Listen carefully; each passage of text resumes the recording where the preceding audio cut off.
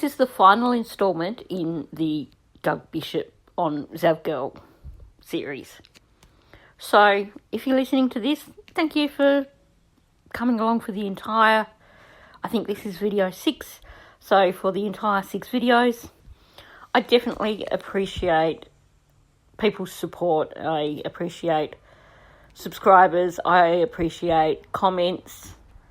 I appreciate likes. I appreciate members.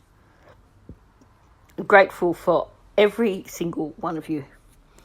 So, as I just said, this is the final instalment in the Doug interview. And this one goes on to talk about the law enforcement teams that were involved with this, with the recovery of Kylie's vehicle. And Doug Bishop trying to be very careful about his thoughts on the recovery process. I haven't decided yet what video I'm going to tackle after this one. I have a few different things in mind, but if you have something in particular that you'd really like me to look at after this video, please leave it in the comment section below, and that'll give me some idea of what people are interested in pulling apart next. Okay, let's dive in. My other question is, did you guys consider going back over there and doing another, search after the car was recovered? We did. See the windows were open and not covered. Yeah, so we did. I can say that we were assured that it was taken care of. And we had no reason at the time to believe it wasn't. As spectators, we were watching multiple divers in the water during the recovery. So being as though we were instructed to leave, and we were instructed that things were being taken care of, and it appeared that way at the time, we didn't question it at the time.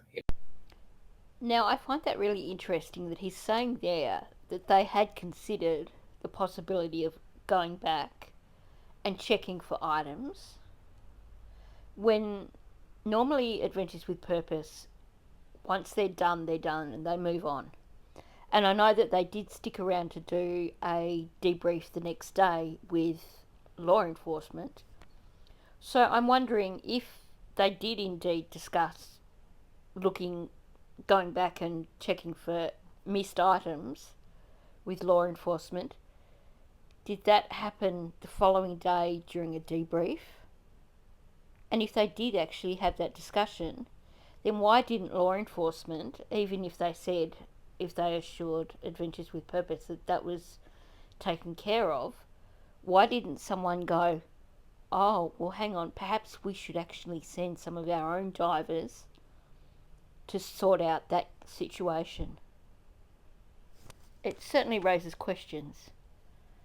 And he mentions that there were multiple divers in the water when they were doing the recovery. So I guess you would feel quite confident that they were on top of everything, wouldn't you? You would think that it was not an issue about things being left behind because of the number of divers that were present during the recovery of the vehicle. So he makes a good point. I think essentially what he's saying here is that they had no concerns because it was law enforcement, it was a diving team from law enforcement, and with that number of divers, surely they had to know what they were doing. No, you gotta think. I watched that helicopter footage, and those divers came out of the water with nothing in their hand, and so I was confused about that. I'm like, even from a standpoint of knowing the windows were busted in those high quality photos, were you guys the ones who took those photos, by the way? Well, it was our videographer that was there, and that's another thing. We were asked to leave the scene, so it's not like myself and Nick were just standing there watching every moment. We were assured. We had no reason to believe that they wouldn't take care of this the way they should have. CHP, FBI, and multiple sheriff agencies. We had no reason to think that this would have taken place. Obviously, in hindsight, Um, it's it's a learning experience for them. I hope, for sure. He's being so nice and so diplomatic there, but I'd imagine that he's just bursting to say, what a complete utter balls up. I mean, it is a fair call to say that, yeah, we believed that they were on top of it because there were that many agencies there dealing with it, and they sent us away. So you would think that when there's that many agencies there and they've sent you away, that they've done so because they are confident in their ability to do the job themselves without assistance from this civilian team. But it turns out that was not the case. And Wait, they asked you to leave this. Why did they ask you to leave the scene? at that time, it's a FBI crime scene, and technically we're civilians. Like I said, most jurisdiction and agencies in that scenario, when we discover someone, they use us because they understand how experienced we are in protecting evidence. I mean, we show it in our videos how careful we are and the importance of it. And there's been mistakes in the past when we weren't allowed to command these operations, and this is unfortunately another one. So it's a learning experience for everybody involved, and it's tragic. Now, I have to say, if the way things played out during the recovery genuinely was because of lack of experience by law enforcement, then what a damn shame that someone up in that higher level of command wasn't aware of the work that Adventures with Purpose had previously done and could have then gone, well, hang on, we could use your expertise. Because we all know, there can be no doubt whatsoever, that had Adventures with Purpose been responsible for pulling that car out, none of that balls up would have occurred. Now, it's interesting that when he talks about how we left, we were asked to leave because it was an FBI crime scene and we were civilians. Now, we've heard it mentioned before that it was an FBI crime scene in that they were in charge of the crime scene. I think, however, that came from SF. And to me, that makes the question which came first, the chicken or the egg, because a lot of the things that he has said in interviews are things that he's either made up, in my opinion, or that he's heard from other sources and then he's parroted that. So, when he said, if it was him that said it, that FBI were responsible for the recovery of the vehicle, was he parroting Doug Bishop when Doug Bishop said this here? Or is it perhaps true that FBI were responsible for the recovery? But at the same time, look at the divers that were in the water. We know that at least one of those divers was not an FBI diver. I actually have one more question, and a lot of people have been asking, but it's something that I saw myself. So I'm unsure how well you've gone over the footage. I'm sure you have looked over it, but if you look at it from the driver window to the passenger, it almost appears as if there's somewhat of a curtain down on the floor of the passenger window, and it resembles a deflated airbag. Any idea if that's what it is? I don't think so. So do you know for a fact if there were airbags deployed or not? I can't answer that other than I don't think the airbags were deployed. Does anyone else feel like this woman is pushing a particular narrative and trying to make things fit to her narrative regardless of whether they actually do or not? I am going to say that I don't believe that the airbags were deployed, and Doug's pretty emphatic there too, saying that no, the airbags weren't deployed. I think what she's referring to is what a number of people believed to have been the Odd Future hoodie. But certainly there is no sign of airbags having been deployed in that vehicle. Doug, how long was it from the time that you guys confirmed that Kylie was there to the time that you guys talked to her dad and grandpa on the shore? What was the time span? 90 seconds. Oh, wow. That was quick. It's quicker than I thought. Okay.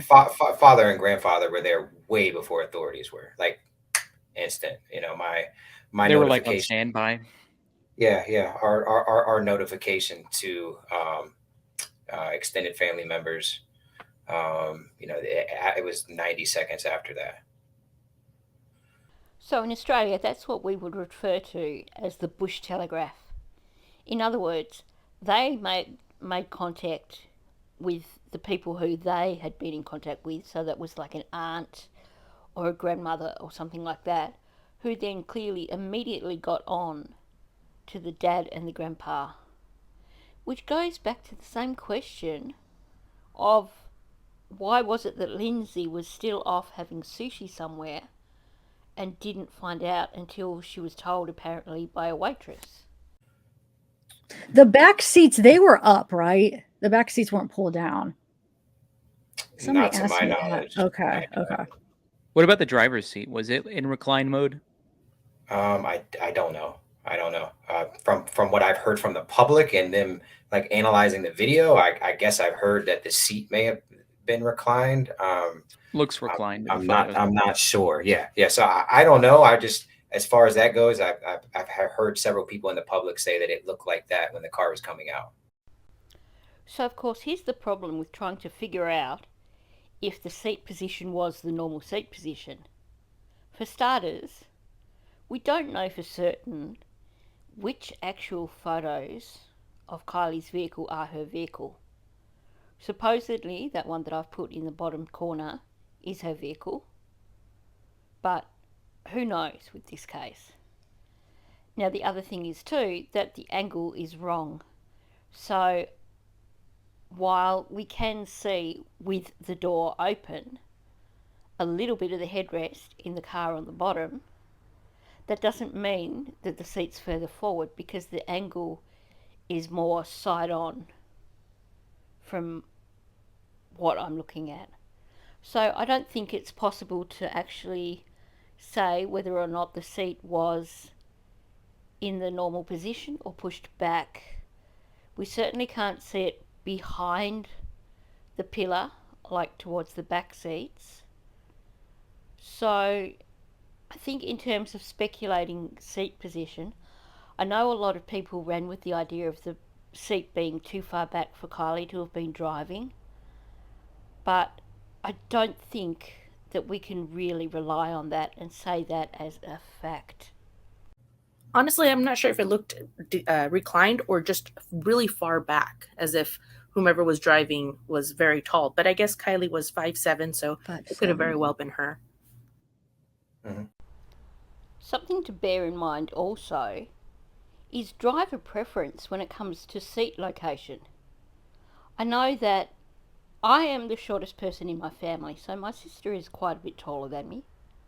Well, not quite a bit, but she's a fair bit taller than me, as is my brother-in-law.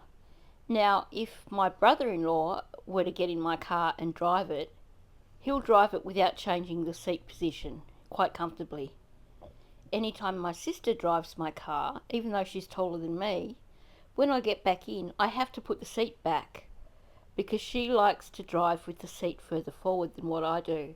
And I know for me that comes from years of doing longer driving trips, so feeling more comfortable with being able to stretch my legs out a little bit.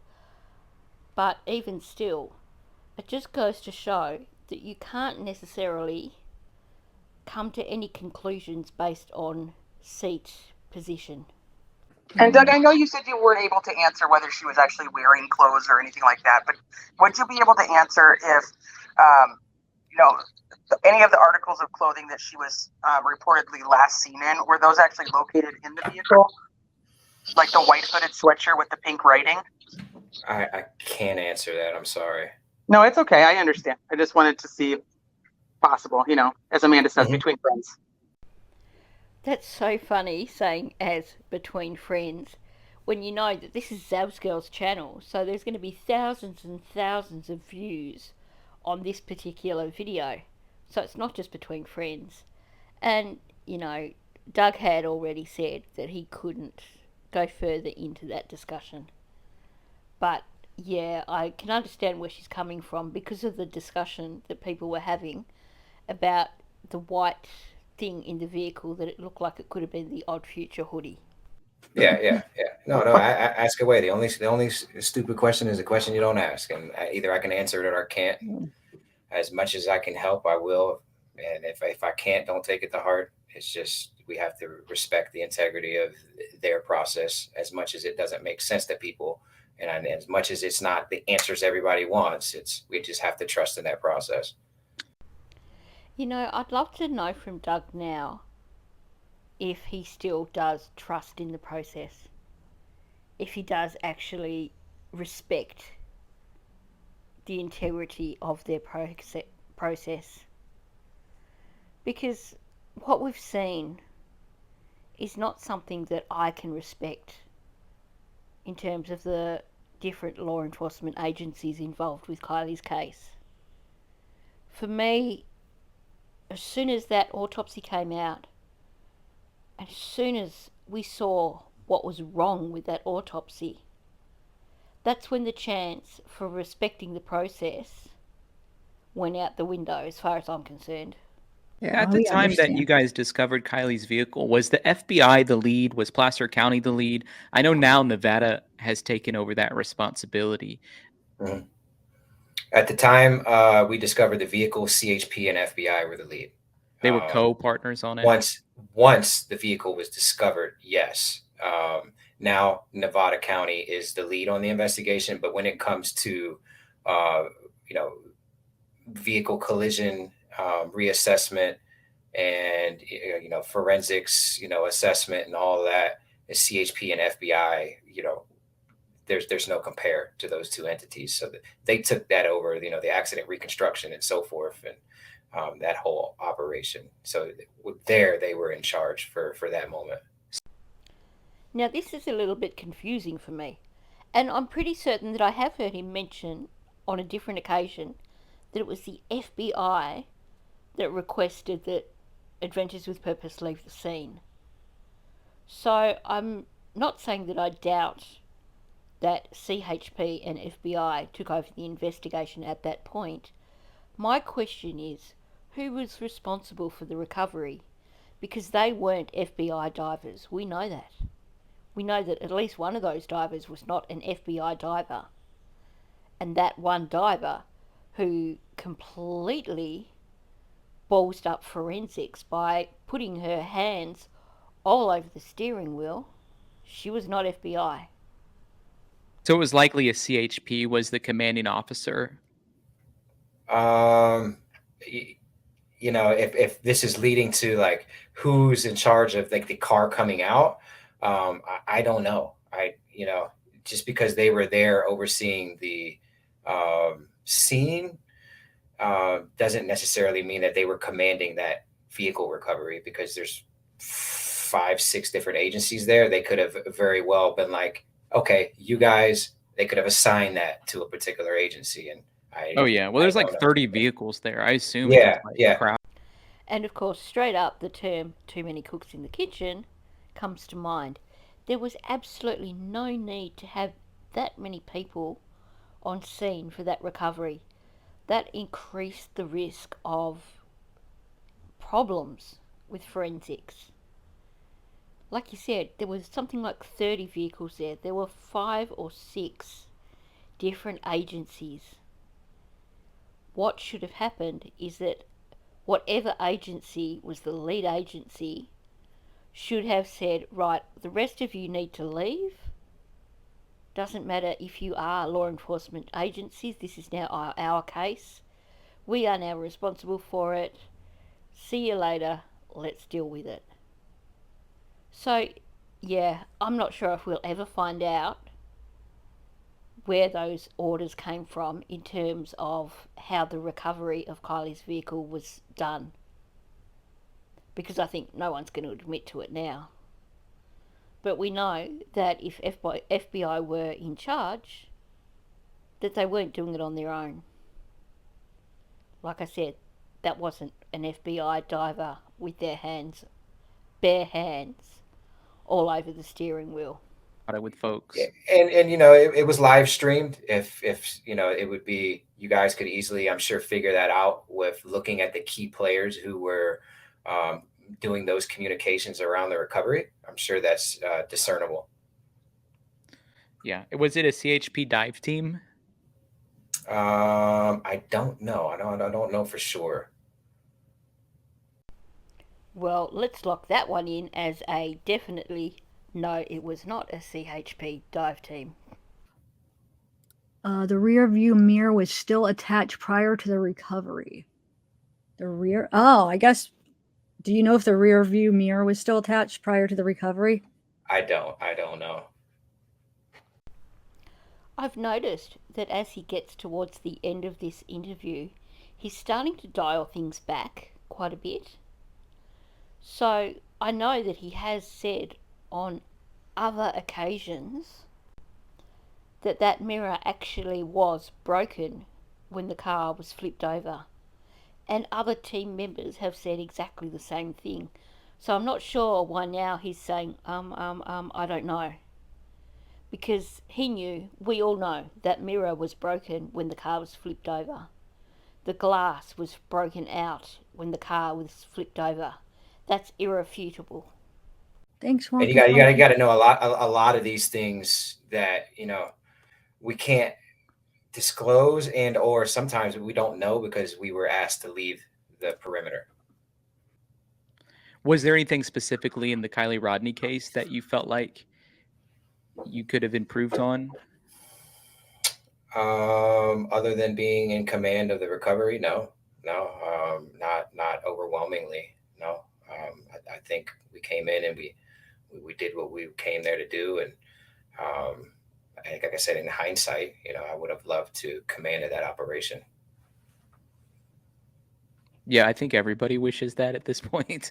and it's hindsight. It's so easy to pick that apart and analyze mistakes after they've been made, and it's also easy to lose sight of, oh my God, these guys are amazing at it, and these guys drop the ball, but they don't do it all the time. So yeah. Can you blame them? Obviously, everybody's going to blame them, but there's an experience difference that is drastic. Now, I can't fault Adventures with Purpose for anything that they did in terms of finding Kylie's vehicle. The only thing I would fault them on, and I think Doug would probably agree with me, is that I wish they'd have been more assertive with law enforcement and said, look, this is going to be a complicated recovery because of the broken window, because of the vehicle being upside down. Let us help you with the recovery, or let us take responsibility for the recovery. I'm sure, looking back on it, Doug wishes that he had been perhaps a little bit more assertive about that. Now that gets us to the end of this panel with Doug on Zav Girl's channel.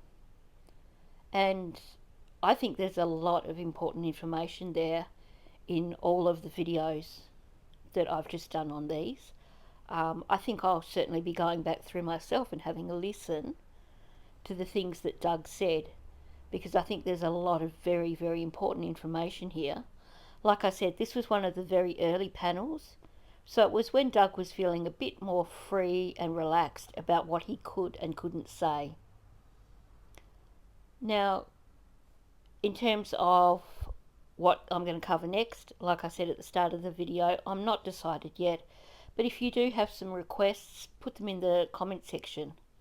So, once again, thank you for listening and watching, and please hit the like button. If you're not already subscribed to my channel, please subscribe and leave a comment below. Into